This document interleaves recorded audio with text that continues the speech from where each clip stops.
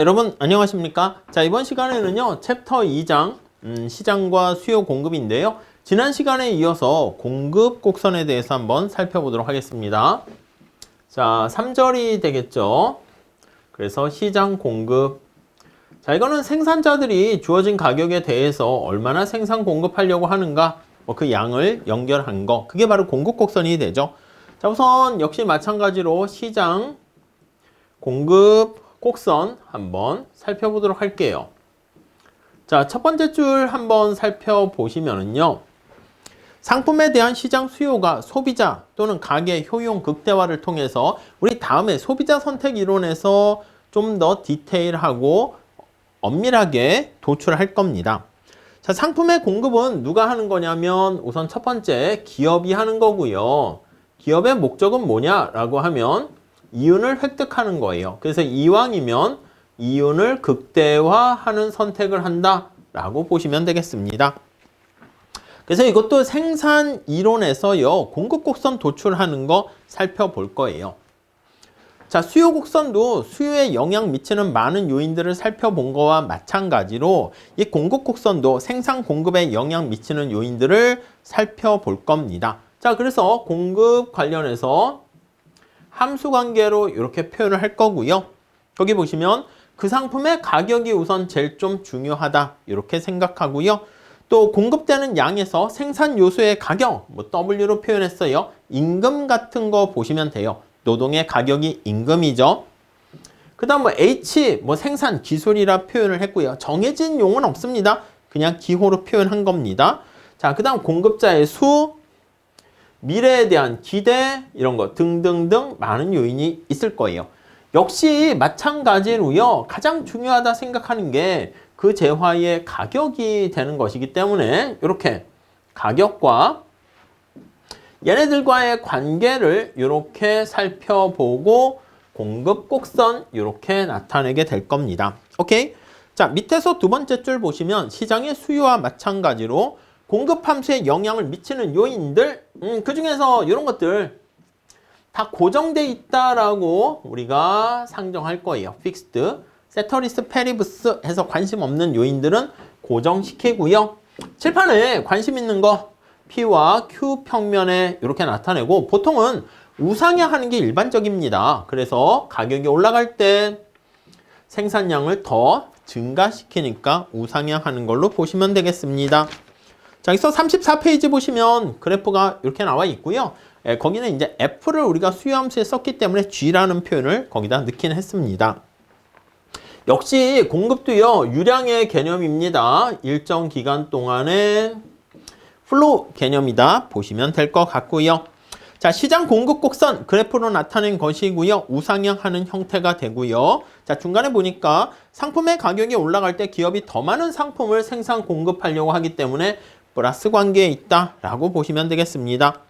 자, 생산을 늘리려고 하는데 비용이 당연히 더 많이 들어갑니다. 그런 사실과 관련이 있어요.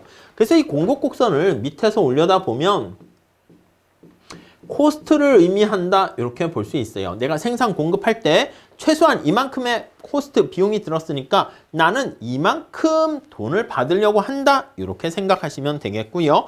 역시 마찬가지입니다. 우리 수요 곡선, 수요 함수 표현했을 때요, 가격이 변하게 되면 이렇게 곡선 상에서 이동을 했죠. 이것도 마찬가지입니다. 자, 그래서 곡선 상에서 이동하는 공급 곡선 위에 이동. 그래서 요거는 양자를 붙이긴 해요. 그래서 객관식에서 많이 나오긴 하지만 우리한테는 크게 중요한 건 아니에요. 그래서 공급량의 변화, 이렇게 공급량의 이동, 이렇게 곡선 상에서 이동하는 것이고, 지금 얘기한 것처럼 이 수직거리로 표현하는 게 비용을 나타내는 거 아니겠습니까? 자, 그래서 만약에 여기 나와 있는 이거 생산 요소의 가격인 임금이라고 할게요. 그래서 임금이 인상되면, 자, 그러면 생산 요소의 가격이 비싸지는 것이기 때문에 비용이 증가하는 거예요. 그래서 코스트가 상승하게 돼요. 자, 그러면 기업 입장에서는 이게 비용 곡선의 의미인데, 내가 말이야 이만큼 생산 공급할 때는 최소한 이만큼은 받아야겠어 생각하는데, 비용이 올라가니까 최소한 받고자 하는 금액이 당연히 더 비싸집니다. 자, 그래서 공급 곡선은 상방으로 이동한다. 이렇게 보시면 되겠죠. 오케이? 이 정도 봐주시고요. 자, 우리 공급 곡선까지 도출했고요. 공급의 탄력성 이렇게 나와 있어요.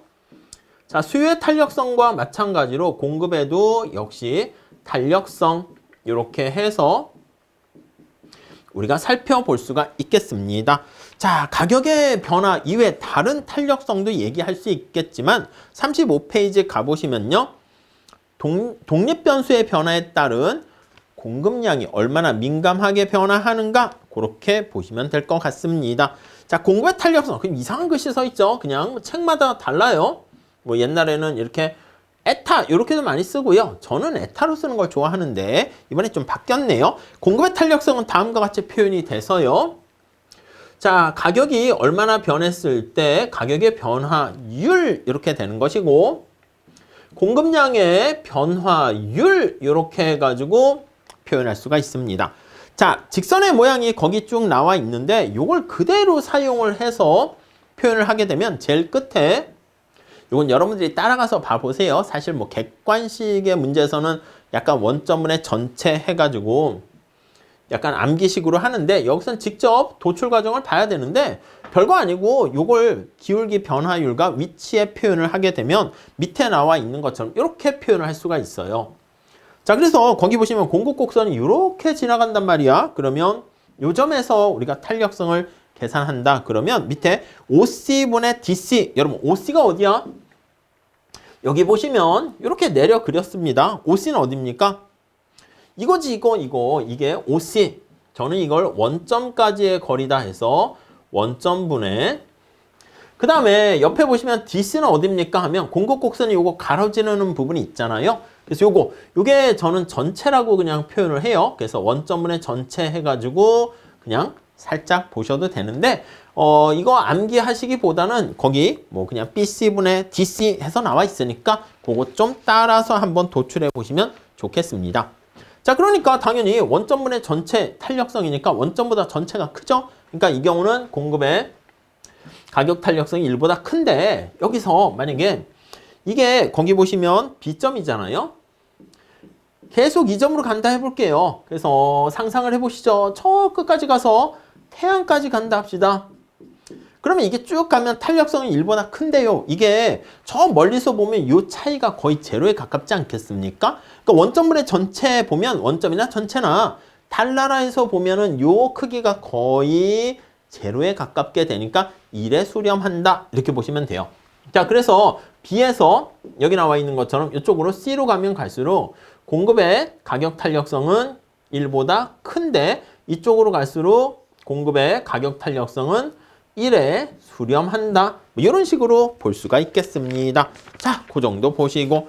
자, 그 다음 36페이지 가보시면 그러니까 두 번째 줄 볼게요. 원점을 통과하게 되면 원점분의 전체가 똑같기 때문에 탄력성, 공급 탄력성은 1이 되고요. 그 다음에 거기 보시면은요. 그러니까 원점을 통과하는 방사선의 직선이면요. 어느 점에 있던 다 공급의 가격 탄력성은 1 이렇게 되는 거 알 수가 있습니다. 자, 36페이지 두 번째 단락 볼게요. 곡선의 모양을 갖는 공급 곡선의 경우에는 탄력성을 구한다라고 할 때요. 이거랑 똑같은 방법을 쓰시면 됩니다. 예전에는 있었는데 빠졌네요. 이렇게 보시면 Q가 있고 P 이렇게 있어요. 공급 곡선이 이렇게 있다라고 할게요. 자, 그러면 요 점에서의 탄력성을 A에서 구하세요 하면은 우리가 앞에서 봤었던 거랑 똑같습니다. 접선의 기울기 이렇게 그려가지고 밑에 내려 그리면 이게 원점까지 거리분의 전체 하면 탄력성이 1보다 클 것이고요. 만약에 여기 B점에서 한번 탄력성을 계산한다 해볼게요. 자, 그럼 여기다가 역시 마찬가지로 접선의 기울기를 그려요. 근데 이렇게 되면 어떻게 돼? 밑에 내려 그리면 원점분의 전체가 똑같으니까 B에서는 공급의 가격 탄력성이 1 이렇게 될 것이고요. 자, 만약에 여기서 탄력성을 구한다 할게 C라고 합시다. 그러면 접선의 기울기를 쫙 그립니다. 접선의 기울기를 그리게 되면 이렇게 내려 그리면 원점분의 전체 하니까 이때는 탄력성이 1보다 작다. 그렇게 알 수가 있습니다. 그 얘기를요, 우리가 두 번째 단락에 설명을 해놨으니까 한번 잘 요거 생각해서 체크해 보시면 될 것 같고요. 다음에 수요의 가격 탄력성에 영향을 주는 요인이 상품의 성격이라든가 아니면 대체 가능한 재화가 있나 없나 아니면은 전체 총 지출액인 소득에서 차지하는 비중이 크냐 작냐 등등이 있었죠. 여기도 마찬가지입니다. 공급의 탄력성에 영향을 주는 요소가 상당히 많이 있겠지만은 몇 가지만 봅니다. 자, 첫 번째 뭐가 있을까요? 하면은 1번 생산량이 증가할 때 생산 비용이 얼마나 급격하게 상승하는가가 중요한 영향을 미칠 수가 있습니다. 아니, 가격이 올라가요. 와, 그래서 우리가 생산 공급을 늘려야겠다라고 하는데, 아니, 생산을 늘리려고 할 때 비용이 추가적으로 발생한다고 그랬잖아요. 근데 거기 보시면 생산 비용이 만약에 급격하게 상승할수록 야, 생산 올리자 했는데 이 생산 비용이 코스트가 급격하게 만약에 상승하게 되면 상승시 그래서 우리가 생산을 늘리려고 하는데 가격이 갑자기 팍팍 올라가는 거야. 원자재 가격이 비싸지거나 그럼 공급은 어떻게 해요? 많이 올릴 수가 없지. 그러면 이거 부담되네 해가지고 요거를 좀 줄여서 조금 올릴 수밖에 없게 됩니다. 직관적으로 상식적으로 여러분들이 좀 이해할 수 있을 거예요. 그 다음에 두 번째 한번 볼까요? 자, 두 번째는요. 상품의 저장 가능성과 저장에 드는 비용 이게 있습니다.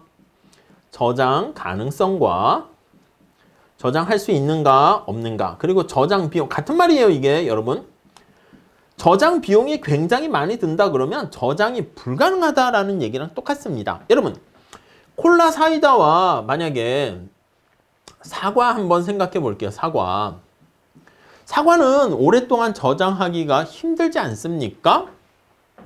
사과의 가격이 올라갔어. 그럼 사과를 공급하는 사람들이 야, 사과 생산 공급을 늘려야겠다 하는데 너무 많이 생산했다가 어떻게 됩니까? 갑자기 안 팔리거나 그럼 재고가 쌓이면 창고에 저장해놔야 되는데 이 썩어 없어진다 생각할게요. 그러면 그 부담이 커서 조금밖에 늘렸다 줄였다를 못해요. 근데 반면에 콜라 같은 경우는요. 얼마나 오랫동안 저장할진 모르겠지만 그래도 꽤 몇 년 동안 저장할 수 있단 말이야. 진공 상태로 해가지고 하면 그럼 콜라에 대한 공급량은 뭐 많이 증가시켜 가격이 올라가면 그럼 남는 거는 잘 창고에 저장하면 되지 이렇게 됩니다. 그래서 저장이 힘들고 비용이 많이 들수록 공급의 가격 탄력성은 작아질 수밖에 없다 이렇게 보시면 되겠고요. 마지막으로 고려되는 시간의 길고 짧음도 영향을 미칩니다.